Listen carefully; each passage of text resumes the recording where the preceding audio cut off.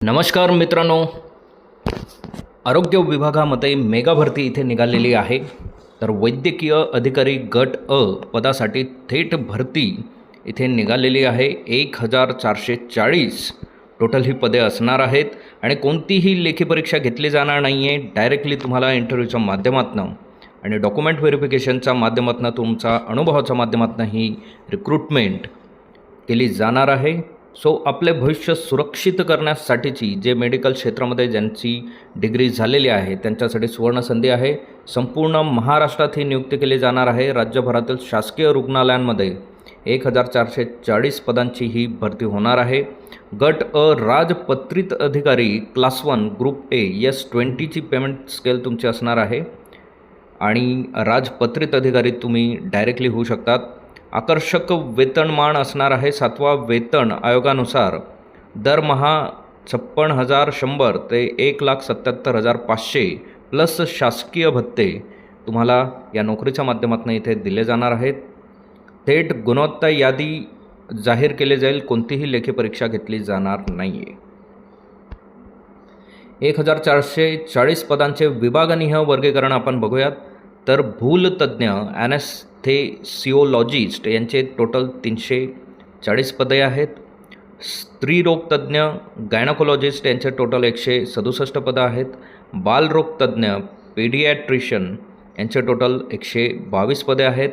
शल्यचिकित्सक म्हणजे सर्जन यांचे टोटल 33 पदे आहेत आणि रक्तसंक्रमण अधिकारी ब्लड ट्रान्सफ्युजन यांचे टोटल 12 पदे आहेत.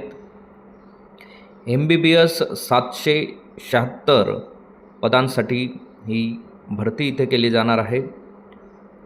तुमची पात्रता काय असेल यावर तुम्ही तपासणं गरजेचं आहे. तर शैक्षणिक पात्रता मान्यताप्राप्त विद्यापीठाची MBBS पदवी तुमच्याकडे असणं गरजेचं आहे आणि संबंधित विषयातील पदव्युत्तर पदवी किंवा पदविका म्हणजे MD MS किंवा DNB तुमच्याकडे असणं गरजेचं आहे. वैद्यकीय नोंदणी महाराष्ट्र वैद्यकीय परिषद MMC किंवा राष्ट्रीय वैद्यकीय आयोगाकडे NMC मध्ये वैध नोंदणी तुमची असणं गरजेचं आहे. 20 मार्च 2026 पूर्वी इंटर्नशिप पूर्ण झालेली असणं गरजेचं आहे. परदेशातून शिक्षण घेतलेल्या उमेदवारांसाठी NBE FMGE परीक्षा उत्तीर्ण असणं अनिवार्य आहे. प्रवर्गनिहाय वयोमर्यादा आणि अर्ज शुल्क. खुला प्रवर्ग ओपन कॅटेगरी यांना 1000 रुपये शुल्क आहे. वयोमर्यादा 18 ते 38 वर्ष. राखीव प्रवर्ग रिझर्व EWS जे असतील त्यांना 700 रुपये आहे आणि 18 ते 43 वर्षापर्यंत ते अप्लाय करू शकतात. दिव्यांग आणि अनाथ उमेदवारांसाठी कमाल वयोमर्यादा 45 वर्ष आहे.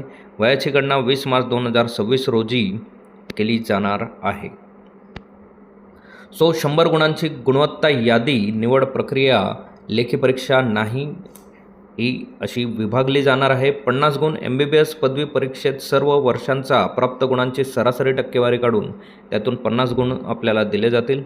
20 गुण हे पदव्युत्तर पदवी PG डिग्री किंवा पदविका डिप्लोमा असल्यास त्यांना 20 गुण एक्स्ट्रा दिले जातील. 30 गुण शासकीय सेवेतील अनुभव. आदिवासी नक्षलग्रस्त भागात प्रत्येक 11 महिन्यांसाठी 10 गुण. बिगर आदिवासी भागात प्रत्येक 11 महिन्यांसाठी 5 गुण असे दिले जातील. एकूण 100 गुणांची ही यादी प्रसिद्ध केली जाईल आणि ज्याला जास्त मार्क असतील त्यांची लिस्ट इथे जाहीर केली जाणार आहे. आवश्यक कागदपत्रांची यादी लक्षात घ्या. ओळख व रहिवासीसाठी आधार, पासपोर्ट साईज फोटो, स्वाक्षरी, महाराष्ट्राचा रहिवास डोमिशियल तुमच्याकडे असणं गरजेचं आहे. शैक्षणिकसाठी MBBSच्या सर्व वर्षाच्या गुणपत्रिका आणि पदवी इंटर्नशिप पूर्ण केल्याचं प्रमाणपत्र,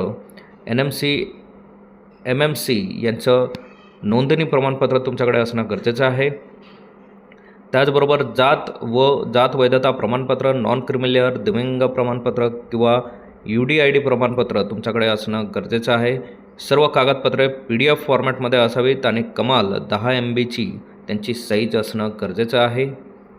महत्त्वाच्या तारखा वेळापत्रक लक्षात घ्या. 27 फेब्रुवारी 2026 ऑनलाईन अर्ज प्रक्रिया सुरू होणार आहे म्हणजे सुरू झालेली आहे आणि 20 मार्च 2026 ऑनलाईन अर्ज करण्याची अंतिम तारीख आहे.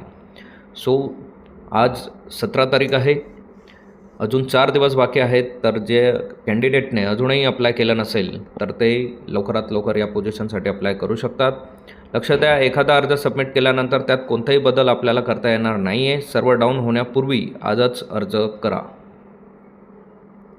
सो तुमचा अर्ज आजच निश्चित करण्यासाठी महत्त्वाचं संकेतस्थळ आहे more recruitment.maha/arogya.com. या वेबसाईटवर आपण जाऊन आपला फॉर्म इथे फिल करू शकणार आहात. अधिकृत पोर्टल आहे.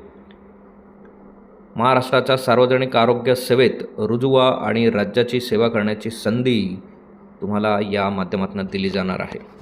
सो असेच नवनवीन आणि अपडेटेड व्हिडिओ बघण्यासाठी आमच्या चॅनलला सबस्क्राईब करा, व्हिडिओला लाईक करा, योग्य त्या विद्यार्थ्यांपर्यंत ही माहिती पोहोचवा. काही शंका असल्यास कमेंट बॉक्समध्ये आपण लिहू शकता. थँक्यू, धन्यवाद, जय हिंद.